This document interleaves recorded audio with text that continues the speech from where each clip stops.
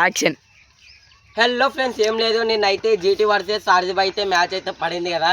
మా వాడైతే నేనైతే బెట్టి పెట్టుకున్నాము. వాడు జీటీ, నేను ఆర్సీబీ. 1000 రూపాయలు అయితే బెట్టి పెట్టుకున్నాము. ఆర్సీబీ అయితే గెలిచింది. వాడు డబ్బులు ఇవ్వమంటే డబ్బులు ఇస్తలేడు ఎందుకో.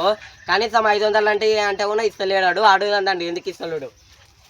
హలో బ్రో, నమస్తే. ఆడియన్స్ చూస్తున్నారు. ఇప్పుడు 500 అనే ఏంటి బ్రో మాకు ఇట్లా ఆర్సీబీ గెలిచినందుకు? మన ఆర్సీబీ గెలిచింది కానీ మా ఓనియాలు సరిగ్గా ఆడలే బ్రో.